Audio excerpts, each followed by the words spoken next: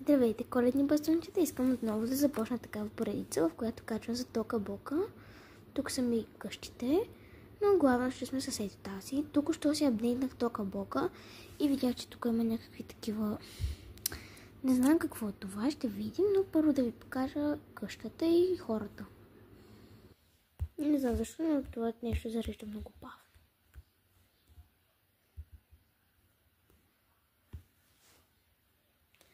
Докато зарежда, искам да ви кажа, че ми е много интересно